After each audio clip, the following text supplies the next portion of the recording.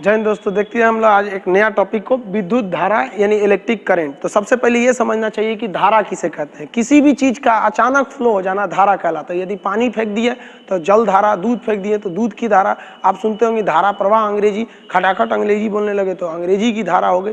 यानी विद्युत धारा तब क्या है, यानी इलेक्ट्रिक करंट, इलेक्ट्रॉन का धड़ाधड़ बहने लगना विद्युत धारा के नाम से जाना जाता है। यानी flow of electron is known as current. अब इलेक्ट्रॉन का बहना क्या कहलाता है, करंट कहलाता है। कितना इलेक्ट्रॉन बहना चाहिए, एक इलेक्ट्रॉन फेंक दिए तो नहीं कहलाएगा धारा। धारा के लिए बहुत सारा होना चाहिए, तो कितना होना चाहिए इसके बारे में हम लोग समझते हैं। देखिए, धारा को हम लोग नापते हैं एम्पियर में। धारा यानी एम्पियर में करंट को नापते हैं। एक एम्पियर जो होता है वो कितना होता है, 625 पे 0 ऐसे लिख दीजिएगा और इस पे 15 तो 0 ऐसे लगा दीजिएगा। एक एम्पियर धारा जो होती है, इतना इलेक्ट्रॉन पर सेकेंड हमारे शरीर में प्रवेश कर जाता है। यानी एक एम्पियर का अगर किसी को करंट लग रहा है तो इतना, अब इसको गिन लीजिए आप कितना होता है। ये इसकी हम शॉर्ट में वैल्यू लिख देते हैं, 25 × 10⁻18 इलेक्ट्रॉन पर सेकेंड। इतना खतरनाक होता है एक एम्पियर की धारा। इसलिए जब कभी हम लोग को एक एम्पियर का करंट लगता है तो पूरा ऐसे हाथ कांप जाता है, क्योंकि एक सेकंड में इतने इलेक्ट्रॉन हमारे शरीर के अंदर प्रवेश कर गए। सब एक एम्पियर में तो इतना तगड़ा पावर हो गया। उसी हिसाब से 5 एम्पियर, 6 एम्पियर, 7 एम्पियर, यानी एम्पियर जितना बढ़ाएंगे ना तो उसमें इलेक्ट्रॉनों का नंबर बढ़ेगा और वो करंट बहुत पावरफुल होगी। लेकिन बात यहाँ ये आती है कि इलेक्ट्रॉन आगे क्यों बढ़ता है। इलेक्ट्रॉन आगे बढ़ता है इसलिए इसका मतलब इलेक्ट्रॉन को पीछे से कोई ढकेलता है। इलेक्ट्रॉन को जो पीछे से ढकेलता है उसको कहते हैं वोल्टेज।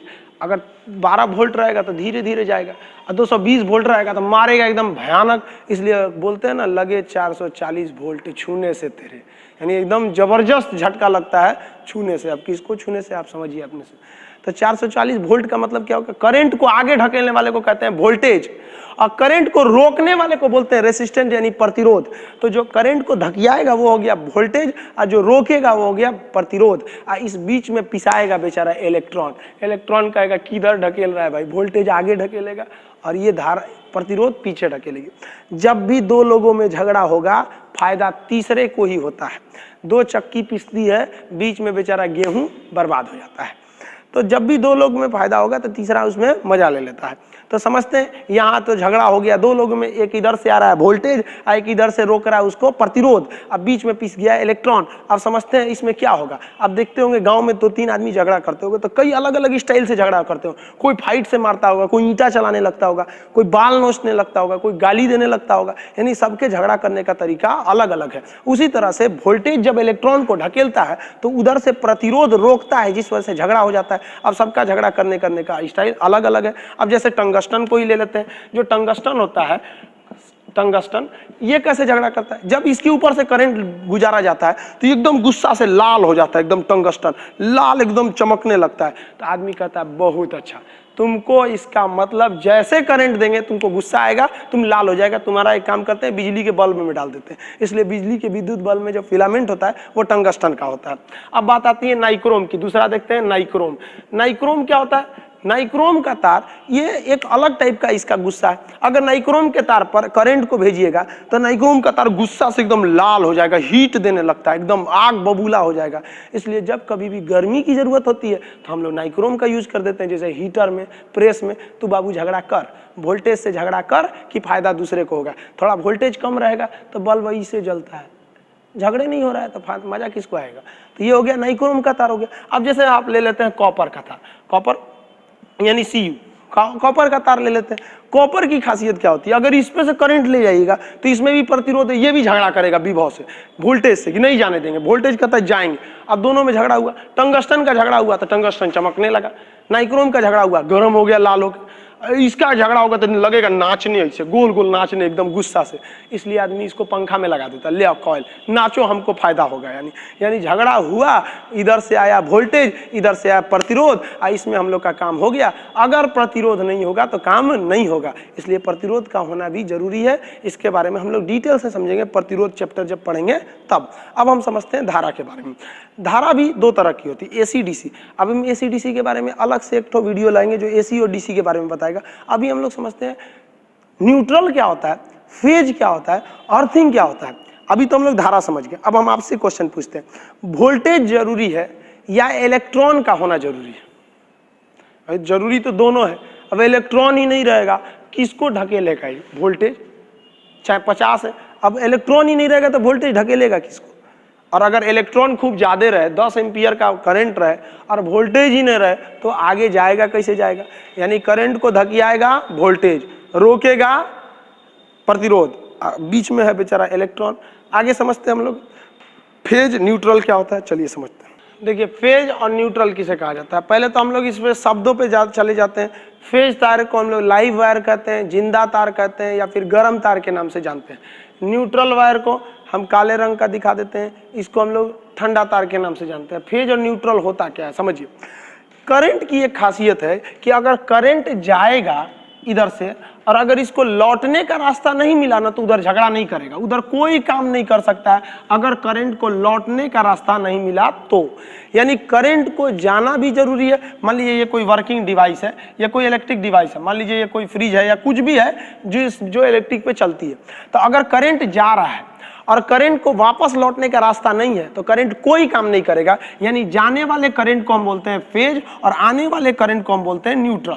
अब आप ऐसे समझिए, दोनों जरूरी है। मान लीजिए हम ऐसे सांस ले रहे हैं तो ये फेज है, छोड़ रहे हैं ये न्यूट्रल है। अब कभी केवल फेज कैसे हो सकता है? केवल ऐसे सांस थोड़ी लेंगे, मर ही जाएंगे हम, तो कोई काम थोड़ी कर पाएंगे केवल अगर फेज ही हो जाए। यानी आप ऐसे समझिए, चोर जब चोरी करने जाता है ना तो घुसता है, तो घुसने के बाद वो चोरी नहीं करता है, पहले वो सोचता है कि हम यहाँ से निकलेंगे कैसे, निकलने का रास्ता देखता है। और अगर निकलने का रास्ता नहीं है तो वो चोरी नहीं करता है, जानता है कि अगर पकड़े भी गए तो कह देंगे भैया गलती से आ गए थे। इसलिए सबसे पहला चाहिए उसको निकलने का रास्ता। तो करंट के जाने वाले रास्ते को कहते हैं फेज और आने वाले को कहते हैं न्यूट्रल। इसलिए कभी भी करंट में देखेंगे तो दो ठो सप्लाई दी जाती है तार की, एक फेज और एक न्यूट्रल के लिए। एक से करंट जाता है, एक से करंट आता है। केवल फेज रहेगा तो करंट कुछ नहीं कर सकता है। इसलिए आप देखते होंगे बिजली के तार पर कभी कभी कौवा या पक्षी आराम से इसे बैठ जाते हैं, कुछ नहीं होता है इन पक्षियों को, यहाँ पर कुछ भी नहीं होता है। क्यों नहीं होता है? क्योंकि ये तो बैठा है फेज वाले पे, फेज में केवल करंट जा रहा है, इसमें आने का रास्ता नहीं है, तो करंट इनको कुछ नहीं करेगा। कौवा को कुछ भी नहीं होता है बिजली के खंभे पर, लेकिन कभी गलती से कौवा इस पर इधर उधर चक्कर पकड़ किया और इसका ये पंख नीचे वाले न्यूट्रल पे टच किया कि इस पे तो करंट गया था, लौटने का रास्ता मिल गया, मारेगा कौवा को, तुरंत मर जाएगा। तो कभी कभी पोल पे कौवा मर भी जाता है। तो हमको समझ में आ गया आप लोग को कि जिससे करंट जाएगा उसे कहते हैं फेज, आएगा उसे कहते हैं न्यूट्रल। देखिए फेज के लिए लाल रंग का तार दिया जाता है शायद, ताकि आपको अच्छे से समझ में आए। न्यूट्रल के लिए कोई लोग नीला दे देते हैं, पीला दे देते हैं, काला दे देते हैं। न्यूट्रल के लिए ज्यादातर काला ही दिया जाता है, जबकि फेज के लिए लाल दिया जाता है, ताकि बिजली मिस्त्री को समझने में किसी भी प्रकार की परेशानी नहीं आए। तो फेज हो गया, न्यूट्रल हो गया। अब हम समझते हैं कि अर्थिंग क्या चीज होता है। अर्थिंग वायर के बारे में हम लोग डिटेल से समझते हैं। अर्थिंग वायर हमेशा ग्रीन कलर का होता है और इसे किसी भी प्लग सॉकेट में सबसे ऊपर दिया जाता है और ये सबसे मोटा और सबसे बड़ा होता है। क्यों होता है समझिए, इसमें से फेज जा रहा है, लौट के आ रहा है न्यूट्रल। अगर गलती से फेज और न्यूट्रल के बीच में कहीं पर कहीं लीकेज या कटा पीटा हो जाए, मशीन थोड़ा कट जाए, तो फेज का रास्ता यहाँ से भी टच कर सकता है, फेज यहाँ से भी टच कर सकता है और हम इस मशीन को छुएंगे तो हम बन जाएंगे न्यूट्रल, क्योंकि फेज आया है इस मशीन में और फेज यहाँ से जा रहा है न्यूट्रल से, किंतु यहाँ पे क्या है, लीकेज है। इसलिए जब हम कभी इस मशीन को टच करेंगे तो करंट मार देगा। कभी कभी किसी मशीन को छूने पे करंट मार देता है।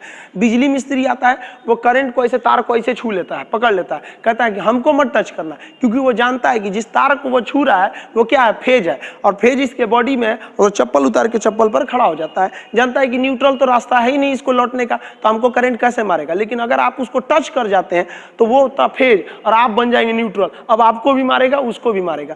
सेम कंडीशन यहाँ पे भी होता है। क्या होता है कि मान लीजिए यहाँ से फेज गया और ये रास्ते से लौट रहा था, यानी ये न्यूट्रल था, लेकिन यहाँ कहीं लीकेज के कारण ये बॉडी से टच हो गया, ये मशीन यानी फ्रिज है। तो अब क्या होगा, अगर हम फ्रिज को ऐसे टच करेंगे तो इसमें फेज पहले से था, अब हमको टच किया था, फेज आ गया हमारे शरीर में और जूते के रास्ते, पैर के रास्ते वो जमीन में चला गया, यानी वो न्यूट्रल हो गया, हमको भी मार देगा। तो एक काम किया जाता है घरों में, जहाँ से सप्लाई जाती है इसमें से एक तार को निकाल के जमीन के अंदर भेज दिया जाता है।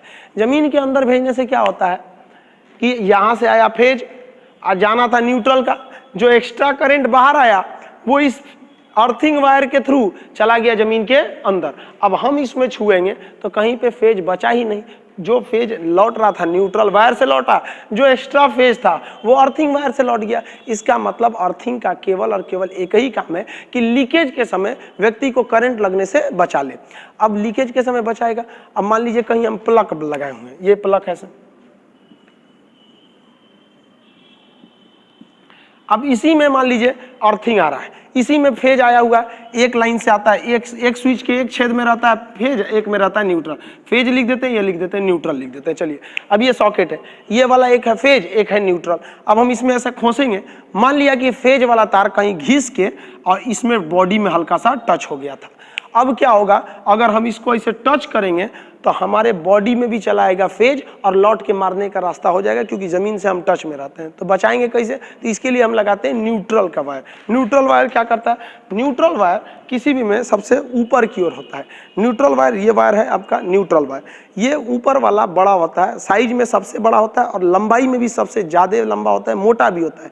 क्यों, क्योंकि ये अर्थिंग वायर है, ये ऊपर से जुड़ा रहता है अर्थिंग से। अब अर्थिंग क्या करता है, देखिए ध्यान से, जब भी वायरिंग की जाती है तो एक फेज दिया जाता है, एक न्यूट्रल दिया जाता है और एक तार अर्थिंग दे दिया जाता है। जब कभी हम प्लग खोसते हैं तो पहले हमको अर्थिंग वाला खोसा जाता है, जितना फालतू फेज यहाँ बिखरा हुआ था वो अर्थिंग के रास्ते जमीन में चला गया, जो जरूरी फेज था वो सॉकेट में गया और जो लौटने के लिए रास्ता था वो न्यूट्रल में जाकर लौट गया। इसलिए कभी भी करंट हमको नहीं मारता है। तो ये हो गया फेज और न्यूट्रल, आने वाला फेज, जाने वाला न्यूट्रल। अब इसके बारे में हम लोग डिटेल से, कैपेसिटर क्या होता है, संधारित्र ट्रांसफार्मर, ऊंचाई ट्रांसफार्मर, एम्पलीफायर ट्रांसफार्मर और एम्पलीफायर में अंतर क्या होता है, डीसी में काम करता है कि एसी में काम करता है, डीसी जनरेटर, एसी जनरेटर, इसके बारे में हम लोग नेक्स्ट वीडियो में समझेंगे। तब तक के लिए जय हिंद।